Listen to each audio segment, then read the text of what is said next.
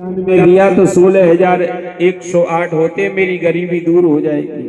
सुदामा जी के ये भी भाव हो रहा है। लेकिन आज सुदामा जी ने कि हाथ में जो पोटली थी, भगवान ने उन सब देवियों के साथ में ही उस पोटली के लिए छीन लिया और सुदामा जी छुपा रहे हैं। सुदामा जी को देने में शर्म आ रही है, लेकिन कन्हैया उस पोटली के लिए भगवान इस भक्त सुदामा जी से इस पोटली के लिए छीन रहे हैं और उस पोटली के उन तंदुलों के लिए भगवान बड़े भाव के साथ में एक थक्का भगवान ने एक मुट्ठी के लिए पान किया। धीरे धीरे भगवान ने सुदामा जी की जो पोटली थी बहुत सिली हुई थी।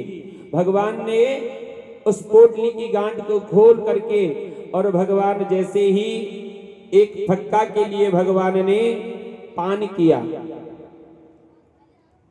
भगवान एक फक्का के लिए पान कर गए और जैसे ही भगवान ने दूसरा भी फक्का के लिए, बड़ा स्वाद इस ब्राह्मण के तंदुलों में आ रहे थे, और जैसे ही भगवान तीसरा फक्का जैसे ही लेने के लिए तैयार हुए, उसी क्षण में रुक्मिणी महारानी ने उनका हाथ पकड़ लिया।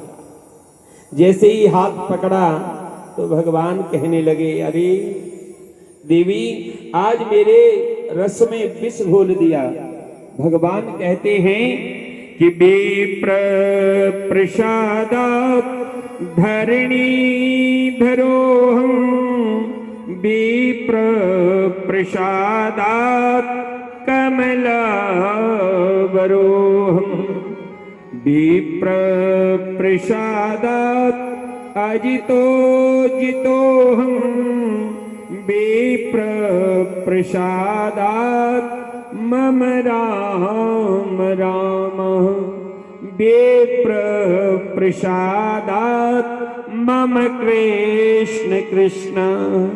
अरे रुक्मिणी जी, इन ब्राह्मणों की कृपा से आप मेरे अर्ध आसन पर बैठी हो। अगर ब्राह्मण आपके विवाह की सूचना मुझे न देते तो आपको चंदेली सम्राट महाराज आपको विवाह करके ले जाते, और आज ब्राह्मणों से इतना देश भाव आपका देख करके आज आपने रस में विष घोल दिया। इन ब्राह्मणों की कृपा से ही मुझे राम कहते हैं, इन ब्राह्मणों की कृपा से ही मुझे द्वारिकाधीश कहते हैं।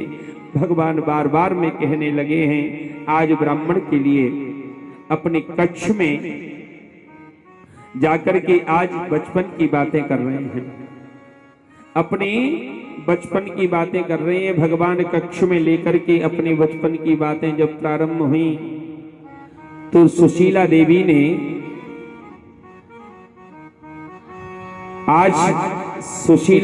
ने सुदामा जी के लिए एक पत्र दिया था। सुशीला बहुत बड़ी होशियार हैं, समझदार हैं। सुशीला ने कहा, बोले महाराज, कई द्वारिकाधीश घर की राजी खुशी आपसे पूछे, घर का कुशल पूछे, मंगल पूछे, तो आप अपने मुख से कुछ मत